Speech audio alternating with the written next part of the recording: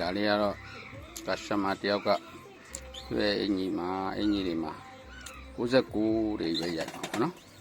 69တွေပဲရိုက်မှာဆိုတော့ကျွန်တော်တို့ကကူးထားတဲ့ပေါင်တွေက19ပဲရှိရလေ9နှလုံးပူးပြီးရိုက်ပြရမှာပေါ့နော်ရှေ့တော့ပထမတစ်ခေါက်ရိုက်ပြီးတော့လေးပေါ့နောက်တစ်ခေါက်ထပ်ရိုက်တာပေါ့နော်ပထမရိုက်တဲ့ကိုကျွန်တော်တို့ကဒီဘက်ကိုကတ်ရိုက်လိုက်တယ်နောက်ကိုလုံးကတော့ဒီဘက်ပြီးမှရိုက်ပါဒီဘက်ရဲ့အကွာအဝေးလေးကိုတစ်ချက်ချိန်ထားတာပေါ့နော်ချိန်ထားပြီးနောက်ကိုရိုက်တဲ့အခါမှာပြန်ပြီးတော့ညီအောင်ပြန်ချိန်ရမှာပေါ့နော်နောက်တစ်လုံးရိုက်တဲ့အခါမှာကျွန်တော်တို့ကဒီဘက်ရဲ့ကွာဝေးနဲ့ဒီဘက်ရဲ့ကွာဝေးကိုတူအောင်ချိန်လိုက်တယ်အဲ့တော့ဒီ9ရဲ့အရာကဒီနောက်ရိုက်ဒီ9နဲ့ဒီ1နဲ့တစ်ထိပ်လေးနဲ့ချိန်တာပေါ့နော်တစ်ထိပ်နဲ့ချိန်မှသူကတတန်းနဲ့ကြာမှာလေ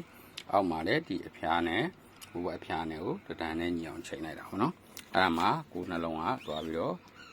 ညီလေးကြာမှာပေါ့နော်ရှေ့ကအားကြောင့်မို့ရှေ့စလုံးကိုအရင်ရိုက်တာရှေ့စလုံးရင်ရိုက်ပြီးတော့အချိန်မှာနောက်စလုံးရိုက်တဲ့အချိန်မှာဟိုရှေ့မှာ19ဖြစ်တဲ့အတွက်ကြောင့်နံပါတ်1နဲ့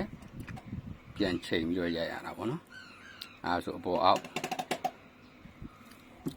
ဟိုရွေ့သွားကြအကြောင်းမရှိဘူးပေါ့နော်နည်းနည်းညီတာပေါ့နော်ကောင်းတာတော့69တပေါင်နဲ့ဖောက်ပြီးတော့ရိုက်လိုက်တာတော့မြန်တာပေါ့နော်ဒါပေမဲ့လည်းကိုမှတောင်ဖောက်ပြီးသားအစင်းနဲ့မရှိတဲ့အတွက်ကြောင့်အဲလိုမျိုး9နှလုံးကိုထပ်ပြီးရိုက်တာပါနံပါတ်တွေကဖောက်ထားတာနံပါတ်10ကနေပြီးတော့20ထိပဲရှိတဲ့အတွက်ကြောင့်မလို့